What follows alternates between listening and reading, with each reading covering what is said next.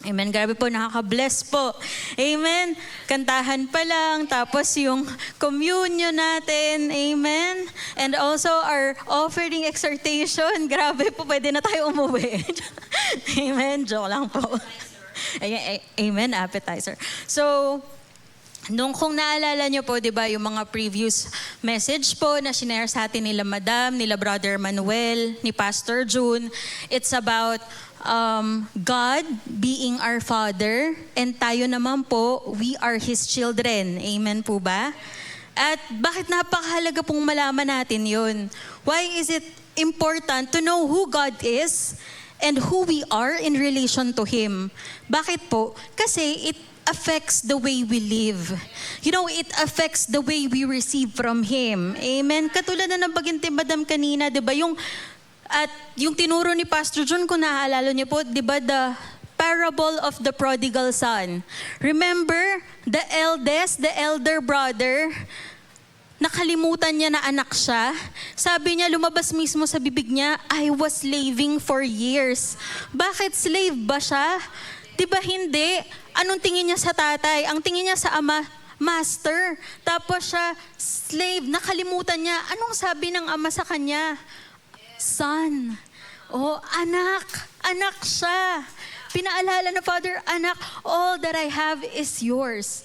Amen? Kaya hindi siya nakatanggap eh. Kasi anytime pwede po siyang nagkatay ng baka. Amen? Kaya mahalaga po, ganun din po tayo. Sometimes we forget that we are sons, that we are daughters. Kaya minsan baka parang ayaw mo mag-pray kay Lord. Kasi may nagawa ako eh. But katulad ng shinare ni Madam kanina, we're already forgiven. Amen? Past, present, and future. Amen po ba? Hindi nagre-record sila, anong nakaraan eh, ginawa mo to. Hindi po ganun si Lord. Amen? Amen. So, ngayon po, you know, I believe po that the Lord also want us to discover another beautiful picture of who He is and who we are. Amen? So, a picture that will reveal His heart even more deeply para po sa atin and will help us understand how He cares for us every day of our lives. Amen? So sa John 10:10, and I know, memorize na natin to by heart. Ang binanggit din ni Madam kanina, the thief does not come except to steal and to kill and destroy. I have come that they may have life and that they may have it more abundantly. We know na nagsasalita po dito si Jesus, amen? At sabi niya po, may thief. At ang goal lang ng thief ay magnakaw, manira at pumatay. And we know that thief is the enemy, si Satan po, amen? So whenever something is being stolen in your life, whenever something is being destroyed or killed in your life, remember, that is the enemy. Hindi po yan si Jesus. Bakit? Diba? Sabi niya, I have come that they may have life. Dumating siya para bigyan tayo ng buhay and to have it more abundantly. I love that po, that Jesus did not just come to give us life, but to give us a more abundant life. Abundantly. Kung napanood niyo po yung GDT last week, ito po yung topic ni Pastor John at nakaka-bless po. Why more abundantly ang title? Amen? Una, ano ba yung abundantly dito? Alam niyo po yung word na abundantly dyan sa John 10:10, it's from the original Greek word perissos. So, sige po, meron po ako dyang perissos. So, ibig sabihin po niyan, more than enough. Amen? Overflowing. Beyond measure. Far beyond what is expected. Super abundant in quality and in quantity. Exceeding the normal limit. Amen? So, pag sinabi nating abundantly, hindi po ito saktong buhay lamang. It's not a barely surviving life that Jesus came to give us. Amen po? It is an overflowing life. Amen? At ito po, tignan niyo po to. Yung word na perissos naman po, it's derived from the word peri. At ang ibig sabihin po ng peri is all around, concerning, covering every side. Diba? It gives us a picture that something is complete. Amen po ba? So when Jesus said that I came to give you a life and that you may have it more abundantly, it means that He's talking about every aspect, every area of your life, and nothing is left out. Amen? Wow, ganun ang buhay na binigay sa atin ng Panginoon. Amen? Alam niyo po, di ba sa mundo, madalas natin ito naririnig. Sasabihin nila, okay lang yan na hindi ka naman successful sa career mo kasi may love life ka naman. O kaya baliktad. Kaya hindi ka pinagpapalo sa love life. Hindi ka maswerte sa love life kasi ang swerte mo naman sa career. Pero alam niyo po, sa atin po at kay Jesus, gusto niya lahat ng aspeto ng buhay natin ay sumasagana. Amen po ba? Amen. Thank you, Lord. Amen. You know, when you said beyond what is anticipated, ibig sabihin, God's goodness is greater than what you expected. Exceeding expectation, meaning Jesus goes beyond measure. Amen. Ephesians 3:20, di ba? More than what you could think or ask for. Ganun po magbigay si Jesus. More than enough. It means His grace is not barely sufficient. His grace is overflowing. Amen po ba? Amen. You know, again, church, I want to remind you today that God wants to take care of every area of your life. Amen? Your peace, your family, your relationships, your career, your finances, God wants to take care of it. And God wants you to overflow in those areas. Amen? Thank you, Lord. Sabi nga po ni Pastor Jun sa GDT, alam niyo po yung buhay na binigay sa atin ni Jesus na more abundant. Pag sinabing more abundant life, ibig sabihin po nito, more abundant than the life that Adam had originally in the garden before the fall. So alam po natin na yung buhay po ni Adan, originally po, abundant na yon. Bakit? Kasi una po sa lahat, si Lord po ang nagbigay nun kay Adan.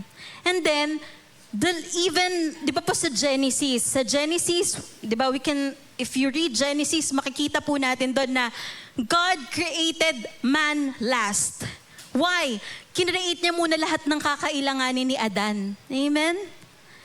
Pinrovide niya muna lahat ng kakailanganin ni Adan. Kaya abundant life yun. Sabi po ni Pastor Jun, yung abundant life dito sa John 10:10 is more abundant pa dun sa life ni Adam. Amen? He added much more. Amen? We're so blessed po. Kasi everything, di ba? Again, sila Adam nga nun everything provided na yun. Before pa sila dumating ni Adam and ni Eve on earth, lahat provide na. And much more po sa atin today. Amen? You know po, eto, abundant life, sister, paano ba natin mararanasan yung abundant life na yan? You know, the beautiful thing about Jesus is He did not only come to give that life, but in the next verse, it shows where we can find that life. Next verse po, sa John 10:11. Sabi niya, after niya sabihin, I came to give you a life more abundantly, sabi niya sa verse 11, I am the good shepherd. And the good shepherd give his life for the sheep. See, hindi po nag-stop si Jesus dun sa I came to give you abundant life. So, saan nga yun, Lord? Sabi niya, eto, here is where you will find abundant life. I am the good shepherd. Amen? And you know, before we receive that abundant life, Jesus had to lay down His life on the cross for us. Amen? Kaya sabi dyan, no, John 10:11, the good shepherd gives his life for the sheep. Amen? And if Jesus is the good shepherd, then ano po tayo? Andyan din po sa verse na yan. Very good. We are the sheep. Amen? And I believe po na God wants us not only to see Him as our Father and us as His children, but God also wants us to see that He is our good shepherd and we are His sheep. Amen? Bakit? Kasi alam niyo po, abundant life is found when we see Him as a good shepherd because the sheep only flourish under the care of a good shepherd. The sheep, abundant life is not found in independence from God and it is found by staying close to the shepherd. Amen? Bakit ba? Lord, bakit ba sa sheep mo kami kinumpare? Nakakita na po ba kayo ng sheep? May picture po ako dyan sa mga hindi pa nakakakita ng sheep. Ang cute, di ba? Di ba minsan pag tinanong kayo, kung magiging animal ka, anong gusto mo? Una niyo po bang maiisip sheep? Hindi, di ba? Gusto natin yung matatapang. Gusto ko maging tiger. Wow! Gusto ko maging eagle. Ganon. Gusto natin yung mga majestic na animals. Hindi natin maiisip na gusto nating maging sheep kasi cute lang siya. Amen? So Lord, bakit naman kami sa sheep kinumpare? Hindi man lang Lord sa lion. Yung may fangs, ganyan, yung may claws. Hindi man lang sa eagle, may pakpak, nakakalipad ng mataas. You know, even dogs po, they can survive on their own. Ang dami nating nakakita po dyan, mga stray dogs. Cats. Cats can hunt for their own food. They can live independently. Amen? Birds can fly away pag may danger. Amen? Lions can fight. Pero sheep easily panic. Sheep easily gets lost. Sheep doesn't know how to tend to themselves. Hindi po nila kaya alagaan sarili nila.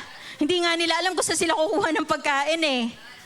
Amen? They need protection. They need direction to survive. Amen? You know why God compared us to sheeps? Kasi nga, sheeps are completely dependent on their shepherd. At hindi lang po to description ng animal, description din po to sa atin. Sa Isaiah 53 verse 6, sabi po dyan, all we like sheep have gone astray. We have turned everyone to his own way. In other words, para po tayong mga tupa. Minsan, bala tayo kung saan tayo pumupunta. Amen? We tend to get lost, to go our own way. Kaya po kailangan natin ng shepherd. Again, a lion can fight, a bird can fly.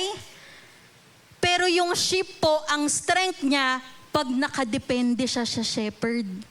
And you know, God wants a relationship with us. Hindi po ba maganda yun?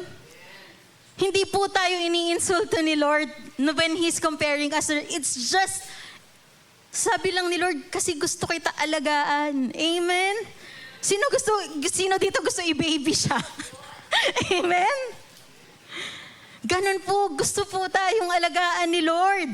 Ayaw niyo po ba nun? Ako gusto ko yun. Amen? Again, God wants to have an intimate relationship with us. Kasi po, di ba, in the flesh, we want independence, di ba? We believe na kaya nating handle yung buhay natin. Di ba, meron pa nga yung, I am the captain of my own ship. Ganon. I am the master of my own destiny. But you know, God never created us to carry this life alone. Hindi po tayo kinreate ni Lord para mabuhay sa sarili lang natin. You know, He created us to be cared for, to be loved, and to be led by Him. Amen? Kaya po, makikita po natin sa Bible, the most repeated picture of God in the scripture is He is the shepherd. And not only a shepherd, but the good shepherd. Amen? Alam niyo po, God wants to remind you today, church, na hindi ka niya nakakalimutan. Hindi ka niya iniiwan. Hindi ka niya iniiwan to figure everything out on your own. Because why? Kasi tupa ka niya. You are His sheep. And the shepherd deeply loves his sheep. Amen? Sabi po ni Pastor John ulit last GDT, di ba? We were not created in God's image and likeness to live a life that is separate and independent from Him.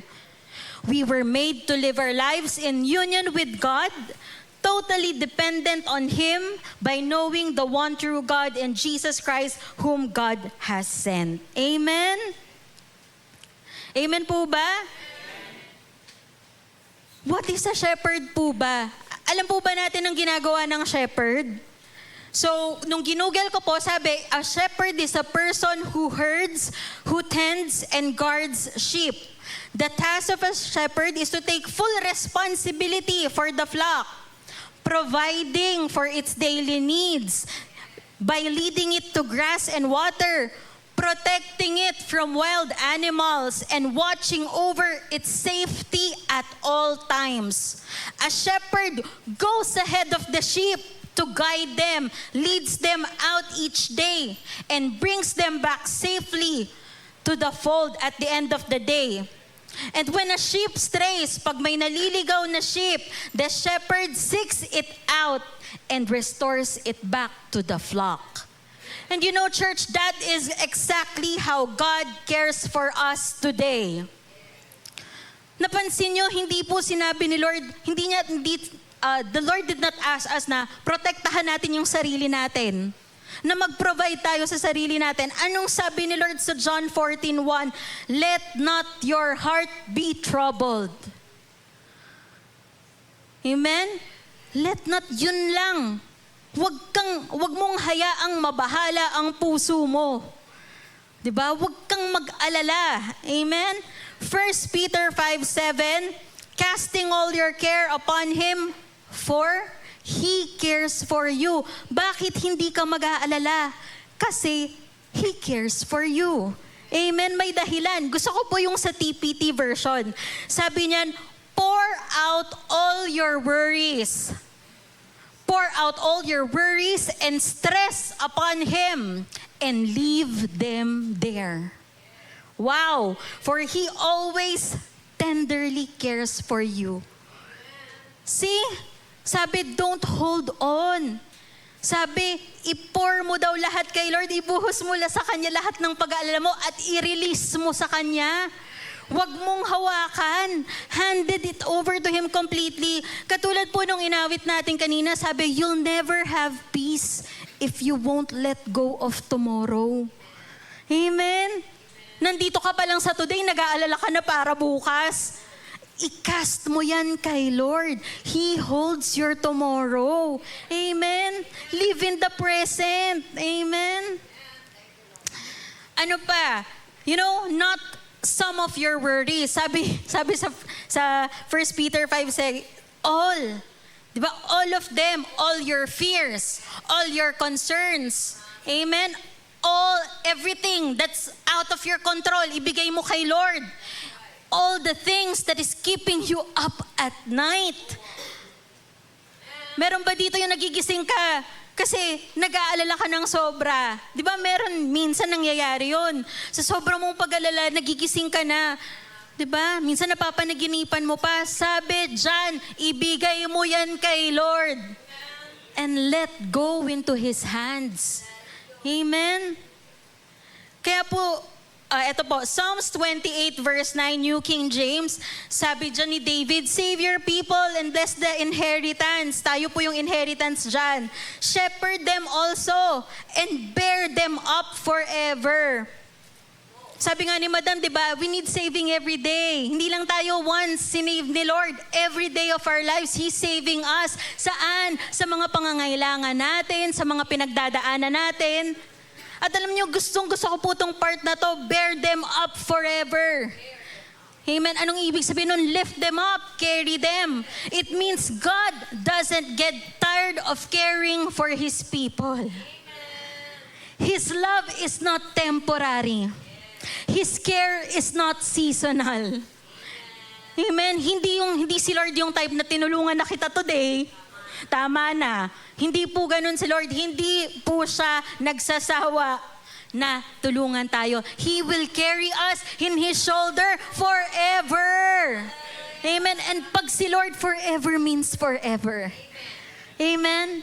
He is a shepherd who continually carries, sustains, and cares for his sheep. Alam niyo po ba, yung sa mga totoong shepherd po, yung mga practitioner po talaga, meron po silang tinatawag na cast sheep. Ito po kasi yung pag bumaliktad yung sheep, when it's laying on his back, may picture po ako dyan. Yan. Alam niyo po ba, pwedeng mamatay yung sheep kasi they cannot turn back up. They cannot parang get on their feet on their own. Kasi daw po, pag nakaganyan yung sheep, parang yung gas nila dito sa, may tawag po basta yung gas nila dito, nagbi-build up yun, tapos masasuffocate na sila. Until mamamatay po talaga sila. As in, hindi po etchos lang na over-dramatic lang yung sheep na yan. Hindi, mamamatay po sila pag naiwan silang nakaganyan. At alam niyo po ba yung isa ko pong nabasa, yung shepherd po, lagi po niyang binabantayan yung mga sheep niya na walang tataob or kung tumaob man, nandun siya lagi. Ready to put back the sheep on its feet. At alam niyo po, sabi ng shepherd na yon, he's a human shepherd. Sabi niya, hindi siya magsasawa. Hindi siya titigil. At alam niyo po, ganun ang good shepherd natin. Amen. Praise the Lord. Come on, bless Him. Di ba kaya po yung natin, yung kanta natin, run to the Father again and again.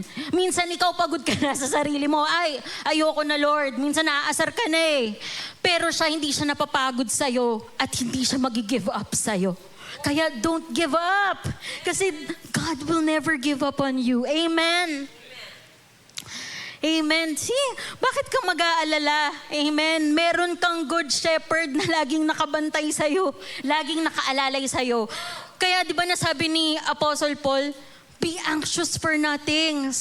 Basahin po natin, Philippians 4:6-7. Sabi, be anxious for nothing, but in everything by prayer and supplication with thanksgiving, let your request be made known to God.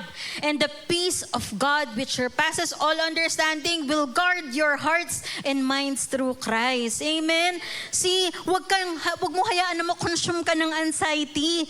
Kasi meron namang nakabantay sa'yo. Amen? Kaya minsan pag mag-aalala ka today, alalahanin mo, bakit ba ako nag-aalala? There's a good shepherd who keeps on taking care of me. Amen. Hallelujah. Di ba? Imagine, si Paul nasabi niya lang yan. Bakit? Alam niyo po ba nasan si Paul nung sinulat niya yung Philippians? Wala siya sa comfortable place. He is in a prison. Pero hindi siya nag-alala. Even when life doesn't make sense, sabi ni Paul, I still have a shepherd. I have a good shepherd. Bakit ako mag-aalala? Amen? And sabi, that's the time na pag nalaman mo at binigay mo sa kanya lahat ng cares mo, that's the time magkakaroon ka ng peace in your heart. Di ba yung tinuro ni Madam dati, hindi ka naman dapat nasi-stress, hindi made yung katawan natin to carry stress. Amen? Kaya we can take a rest. Amen? Rest lang sa pagmamahal sa iyo ng shepherd.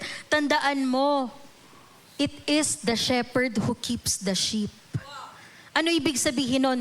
Responsibilidad ka niya. Amen? It's not the other way around. It's not the sheep who takes care of the shepherd. It's always the shepherd who takes good care of his sheep. Amen? No, narinig ko nga po, sabi dati ni Joseph Prince, whatever produces a care in your heart produces God's care for you. Amen? Amen. Amen po ba? Amen. You know, ano po ba yung heart ng good shepherd? Again, din po sa pinasa ko, yung shepherd po siya, ganito daw po ang mabuting shepherd, ganito daw po ang ginagawa. Yung shepherd daw po will often work around the clock if needed just to make sure the sheep are safe. So meaning, if 24/7, kaya niya, gagawin niya. Amen? At He doesn't just own the sheep, He delights in the sheep. Nothing brings greater joy to the shepherd seeing his flock safe, healthy, and well-fed. You know, he makes sure na yung mga sheep niya, they always have good pasture, clean water to drink, and enough provision for every season. The good shepherd, eto nga po natural shepherd pa lang protects the sheep from the storms, wild animals, sickness, and anything that could harm them. The shepherd, from sunrise to sunset, the shepherd is consistently aware of his flock. He checks on them early in the morning. Pagising pa lang, ang shepherd pupunta na dun sa flock niya, sa fold, para i-check isa-isa yung sheep kung if there's something wrong in their body. He makes sure that the sheep are okay. And pag may nakita po yung shepherd, something wrong with the sheep, he gives it special attention. Amen? Wow! Right away, the shepherd can tell pag may mali sa sheep. You know, that is God for us today. All throughout the day, He watches over us. He knows when something is not right with you. And He will make sure to give it special attention. Amen? Alam niyo po yung sa Psalms 121, for He does not slumber nor sleep. God does not slumber nor sleep. Again, kung pinapakinggan niyo at minameditate niyo pa yung kantang natutulog ba ang Diyos, eto po ang sagot. Hindi natutulog si Lord. You know, sabi nga po dun sabi po nung shepherd na yun even at night daw, lagi daw nakabukas yung pag matutulog siya, parang nakabukas yung isa niyang mata. And then yung tenga niya, sobrang aware. So, it means light sleeper lang ang mga shepherd. Bakit? Pagka may danger, maririnig nila agad. Alam nila agad. And you know, ganun po si Lord sa atin. He's attentive to our needs. May pangangailangan ka ngayon, hindi ko alam. Pero si Lord alam niya. Hindi po natin sasabihin na, Lord, alam mo ba, ganito yung nararamdaman ko, ganito yung pinagdadaanan ko. Alam niya po. Amen? He always keep watch over you. He knows your circumstances, your struggles. Amen? And He is your help. Amen? Amen. Again, sabi nothing brings the shepherd greater joy than seeing his sheep safe, cared for, flourishing under his leadership. Ganun po si Lord, di ba? Naalala niyo, sabi yun ni Madam at ni Pastor dati, masaya si Lord pag masaya ka. Yun ang joy ni Lord. Amen? Ganun po yung puso para sa atin ni Jesus. Amen? And I believe kaya gusto niya pong makita na siya yung shepherd natin. Amen? At sheep tayo. I-picture nyo lang po yan. Di ba nga po sabi niya sa Matthew 9:36, eto yung nagpupunta si Jesus sa mga synagogues to share the word, to preach, to heal. Tapos sabi dito, as He saw the crowds, His heart's, GN, Good News Bible po to. As He saw the crowds, His heart was filled with pity for them because they were worried and helpless like a sheep without a shepherd. Amen? Sabi po sa New King James versions, but when He saw the multitudes, He was moved with compassion for them because they were weary and scattered like sheep having no shepherd. Pag nababasa ko po ito lagi sa Bible na He's moved with compassion, alam nyo, na-excite po ako. Kasi alam ko, after that, after ko mabasa na Jesus is moved with compassion, you know what happens after? Healing. Provisions are met. Kasi po yung compassion ni Jesus, hindi po ito yung mababaw. Na parang sa ating mga tao, kuwari may nakikita po tayo dyan, nakakaawa naman, tapos, diretso ka na. Sayang, wala akong dala, pasensya ka na. Pero sasabihin mo pa, nakakadurog ng puso. Pero alam niyo po, si Jesus, every time na ganun siya, makikita siya, kailangan may gagawin ako. Wow!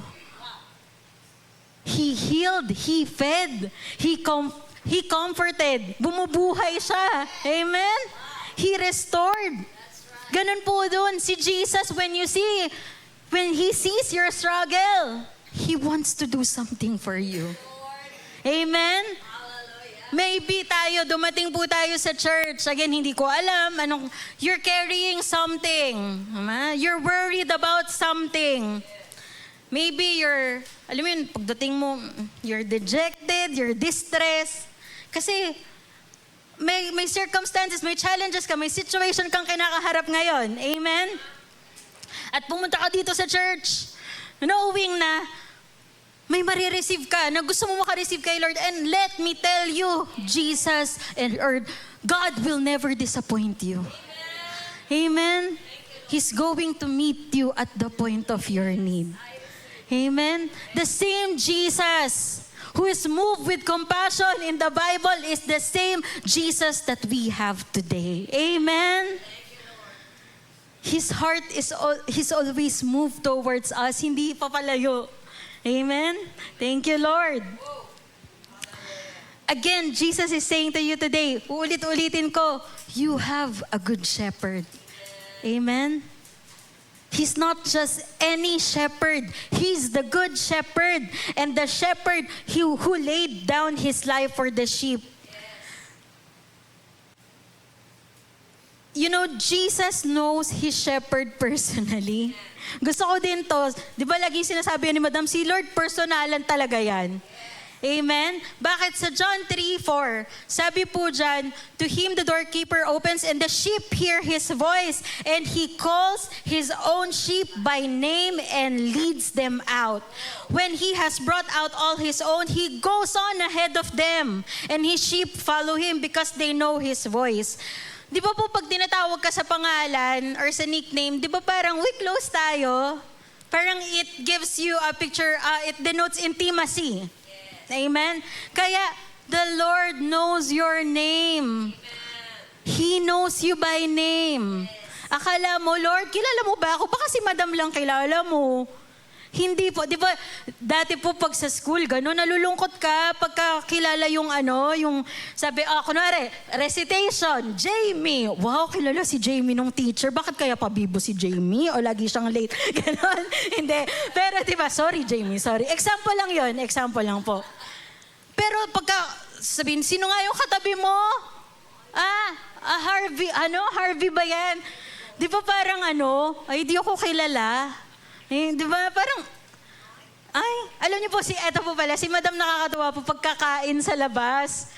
You know, tatawagin niya talaga yung server, yung waitress na, oy, thank you, thank you Melissa, ganon. Thank you, Melissa. Tapos talagang, kasi di ba parang pag narinig mo yung pangalan mo, uy, kasi di ba parang nakaka-dehumanize pagka hindi alam yung pangalan mo? Di ba, uy, tao pala ako, ganon. And you know, the Lord knows His sheep by name. Amen? He knows you personally. Hindi porket marami tayo, hindi ka nakilala ni Lord. Alam niya yung pinagdadaanan mo nga. Hindi ka niya nakalimutan. Amen? He is the shepherd who goes before you. Wow, He leads you to peace and to safety.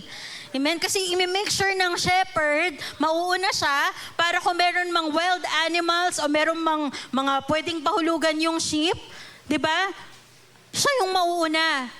Tapos susundan lang ng sheep. Kumbaga, hinahawi niya lahat. Lahat ng masasamang makikita niya dyan sa field. Ganun po si Lord. Amen? Amen. Amen. Again, He leads us personally. The shepherd knows every sheep individually.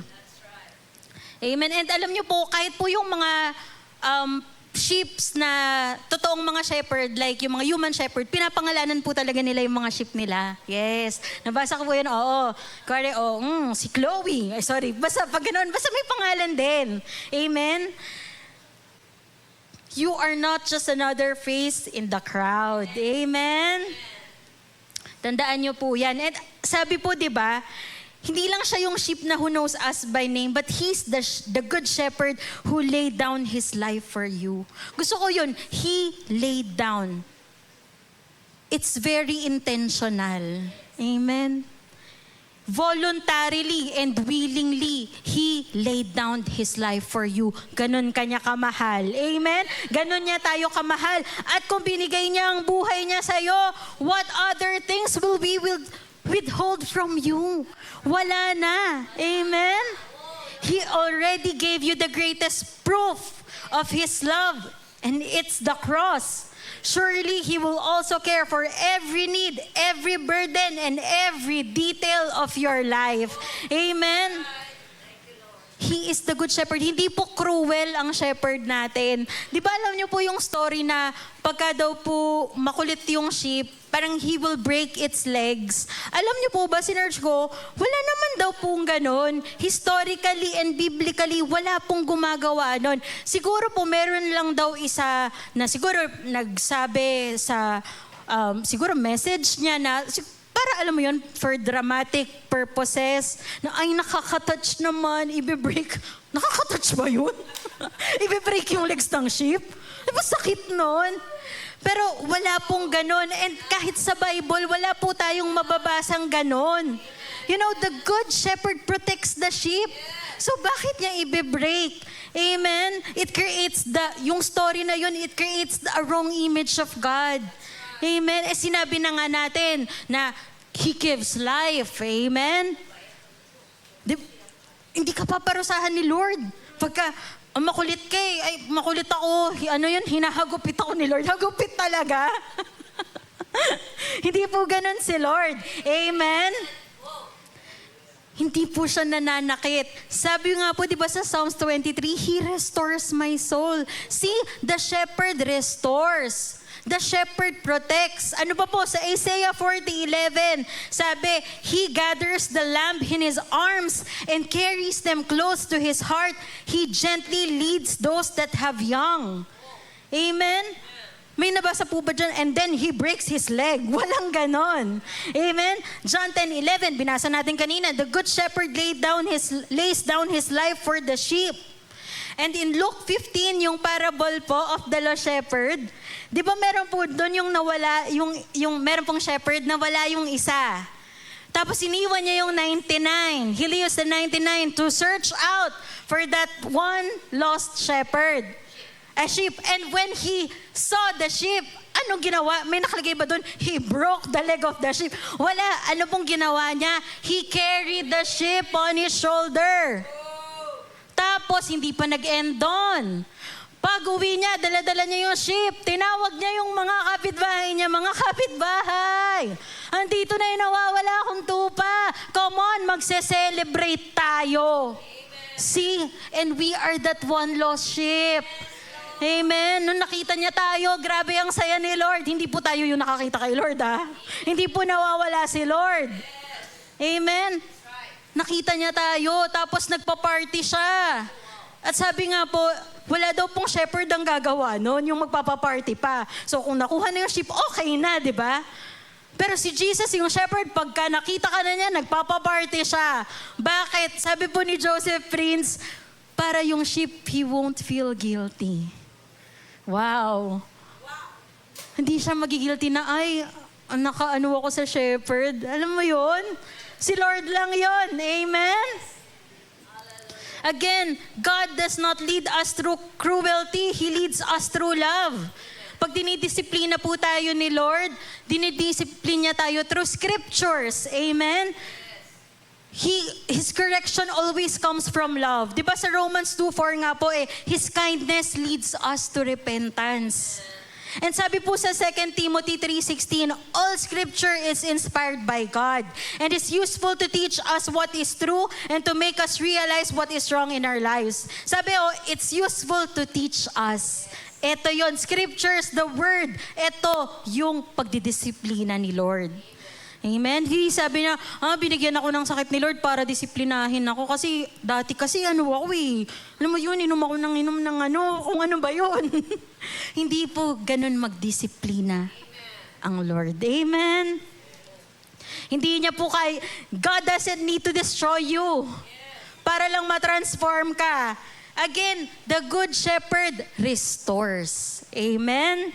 He protects. At sabi nga po kahit po yung mga real shepherd, hindi talaga nila binabali yung legs ng sheep. Alam nyo bakit? Kasi it will make the sheep vulnerable. Siyempre, pag iika-ika yung sheep, mas lalong hindi makakasunod sa flock yan. Kaya hindi po talaga nila ginagawa yon. Amen? So pag nakarinig po kayo ng story na yun, hindi po totoo yun. Amen? Amen po ba? Why is it important to know that God or Jesus is our good shepherd? Bakit po ba mahalagang malaman natin? Sabi po ni Pastor Jun sa GDT yan, the more you know who God is, the more you know who Jesus Christ is, the more you know what He has already done, the more you know about the love of the Father, the more you know about the grace of Jesus Christ, the more we will live our lives totally dependent on Him. Amen? Alam niyo po, ang greatest posture daw po natin is total dependence on God. Amen? Again, hindi po tayo kinreate para mabuhay alone, para kayanin mo mag-isa. Hindi, kaya ko, Lord. Hindi kasi bakit? Di ba pagka iniisip mo na ikaw lang, walang nag-aalaga sa'yo, dun ka na si stress. Amen? Na parang hindi, walang ibang tutulong sa akin kundi ang sarili ko lang. Hindi po totoo yun. Because there is a good shepherd who wants to take care of you. Amen? He wants to take care every area, every aspect of your life. Tandaan nyo po, huwag nyo pong kakalimutan, you are His sheep, you are the responsibility of the good shepherd. Amen? It is Him who will keep you, it is Him who will sustain you, it is Him who will carry you through every season and every chapter of your life. And I hope you learned something today po. Amen? Hallelujah. Come on, let's just pray po. Thank you, Father God, for today. Thank you, Lord God. Salamat, Panginoon, for reminding us of this beautiful picture that you are our good shepherd, Father God, and we are your sheep. Maraming salamat, Panginoon, because you created us not to live on our own. You created us to depend on you and to rest in your love for us. Thank you, Father God, that patuloy mo pong paalala sa mga anak mo, Panginoon, na sila ay mga tupa mo at ikaw ang kanilang shepherd. And whatever it is they're going through today, church, be reminded that the Lord knows it. The Lord sees it. He's very attuned to your needs. He's very attentive to your needs. And He's your very present help in time of needs. And also He's the Lord, the maker, the creator of heaven and earth, is your good shepherd that wants to take good care of you. Just thank you, Father God, that whatever situation they are going through right now, remind them that your grace is overflowing. Your grace that is overflowing will carry them through this season and the next season and the next season after. Thank you, Father God, that they have the overflowing peace in their lives. Na whatever chaos, anumang kaguluhan ang nangyayari, Panginoon, that your peace is in them, with them. The peace that passeth human understanding. Thank you, Lord, for the overflowing joy. That there's joy in this season. That joy is in their lives today, kahit anumang pinagdadaanan nila. Knowing, Father, na andyan ka para sa kanila, Lord God. Na hindi mo sila kailanman iniwan. Hindi mo sila iiwan. We just thank you, Father God, for providing for all of your children needs today. At hindi lang sakto, Panginoon. Hindi lang barely sufficient, but overflowing. Covering every side. Nothing left out. Thank you, Father God. Thank you for that provision. Maraming salamat, Panginoon. Patuloy mong i-reveal sa kanila kung gaano mo sila kamahal. You know, and everything will stem out from that truth that you love them. And God, those whom God loves, He will protect, He will care for, He will provide for. Maraming salamat, Panginoon. Again, thank you, and just protect your children today as they go on their own ways, as they go home. Thank you for your protection, your divine blood, precious blood, divine protection upon them, Lord God. Thank you for your favor after favor in their lives. Throughout this week, Panginoon, ano mang kailangan nila, there's already your provision, nakahanda na. Amen? And we just thank you, Father God, your favor will cause them to meet the right people, for your people to be at the right place at the right time. We thank you, Father God, that for continually sustaining us and carrying us through. Maraming salamat, Lord, dahil wala nang natitirang galit sa puso mo, kundi puro pagmamahal lang. Let just be reminded, church, na wala na, binuhos na ng Panginoon kay Jesus. And all that's left is love, love, everlasting love. We just thank you, Father God, today. I know na hindi mo lang minit yung needs nila, in-exceed mo pa, over answers all their prayers. We just thank you, Father God, for your goodness. You are our good shepherd, our good Father. Thank you, Father God, and we just give you all the glory, all the praises, and all the adoration in the mighty name of Jesus. Everybody shout, Amen and Amen.